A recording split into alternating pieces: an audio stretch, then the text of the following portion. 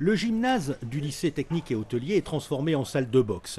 Fort du succès d'une première soirée organisée en juillet de l'année dernière au Novotel, puis d'une deuxième soirée organisée dans ce même lycée en octobre dernier, l'ASM Boxe organise, sous l'égide de la Fédération monégasque de boxe, le 3e Monaco Boxing Challenge, un gala de boxe avec au programme 7 combats amateurs et 4 combats professionnels. Premier coup de gong à 19h30, avec en levée de rideau 2 minimes qui s'affrontent en 3 rounds d'1 minute. En rouge, Adam Ashkapov, 10 ans. En bleu, Sultan Djamadjan, 11 ans. 2 jeunes boxeurs du Way Club de Nice. Ils ont déjà tous les gestes des grands, mais pas de vainqueur dans ce combat. Les juges estiment qu'il y a match nul. Les hostilités se poursuivent avec les 6 autres combats amateurs. Ils opposent une sélection de Monaco, renforcée par un boxeur de Montpellier et par un boxeur de Fréjus, à une sélection italienne. Les boxeurs sont appelés sur le ring pour une présentation et les hymnes italiens, français et monégasques sont joués.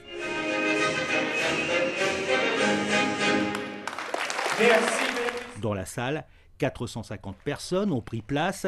Parmi ces spectateurs, des novices, mais aussi et surtout des passionnés et des connaisseurs du noblard qui retrouvent les frissons des grandes soirées de boxe qui ont fait les beaux jours de la principauté. On a depuis maintenant 3-4 ans de plus en plus de jeunes qui viennent à la boxe en principauté de Monaco.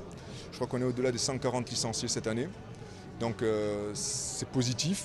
Après, Monaco pour moi a toujours été une place de boxe, car je me souviens encore dans l'ancien stade, j'ai pu assister, bon, j'étais gamin, à des combats de boxe avec mon ancien idole, donc Carlos Monzon. Puis il y a eu des super aussi organisations au stade Louis II avec James Toney, Francesco Della Quiglia, Sumbu Kalambay. Dernièrement, donc, grâce à la SBM, on a eu des rencontres aussi, des galas qui ont été d'un niveau très important avec Golovkin, avec Andy Murray. Donc tout ça, on peut aujourd'hui dire sans hésiter que Monaco a vraiment est une véritable place pour la boxe. Les principales attractions chez les amateurs sont 2 habitués des rings monégasques, les espoirs Idriss Barkat et Hugo Mikalev. Idriss Barkat, qualifié pour les championnats de France, est classé parmi les 4 meilleurs Français.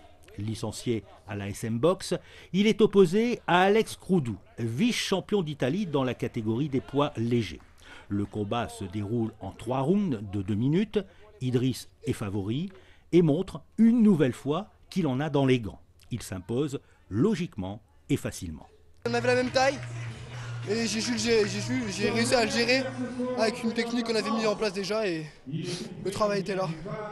À quel moment tu as vu que tu avais l'emprise sur lui, que tu allais gagner finalement? Au bout du premier round, je voyais que mes enchaînements ils rentraient et au bout du premier round je pense. Quel a été ton point fort ce soir? J'étais entre guillemets impressionné par ta vitesse. Oui, c'était ça, c'était ma vitesse. Je devais tout miser sur la vitesse et j'ai fait ça. Et aussi sur la puissance un peu quand même parce qu'il fallait que je touche. Voilà. C'était une bonne préparation en vue des championnats de France? Oui, tout à fait. Là j'ai gagné les pré-nationaux, ça m'a permis d'être qualifié au championnat de France. Et là c'est une très bonne préparation pour le championnat de France.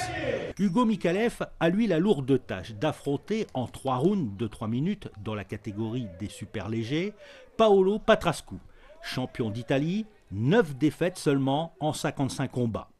La confrontation est serrée et Hugo ne s'attend pas à boxer un adversaire aussi accrocheur. Mais le jeune monégasque reste concentré et appliqué. Il sait aussi se montrer patient. Là j'ai vécu un combat plutôt difficile contre un adversaire que je ne qualifierais pas de compliqué à boxer, mais il m'accrochait beaucoup. Ça s'est transformé un peu en bataille de rue. Et mon but c'était justement de réguler ça et de revenir à un combat de boxe normal. Ce que j'ai essayé de faire, c'était compliqué. Ça c'était compliqué. Et j'ai fait un très bon combat contre un très bon adversaire, donc je suis heureux d'avoir gagné maintenant. Tu as été surpris de la boxe de son adversaire ce soir, qui se jetait, qui est assez accrocheur? Je m'attendais à une boxe de près, à une boxe plutôt de bataille de rue. Mais je ne m'attendais pas à ce qu'il me fonce dessus dès le premier round. Je pensais qu'il allait essayer de voir comment je boxe avant. Apparemment, c'était sa technique. Ça n'a pas marché, donc tant pis pour lui. La sélection italienne ne fait pas le poids. La supériorité monégasque se solde par un grand chelem avec 6 victoires en autant de combats. La soirée continue avec les combats professionnels. Sur le ring se succèdent des boxeurs russes, lettons, arméniens, brésiliens ou encore monégasque avec Mohamed Kani, ici à gauche.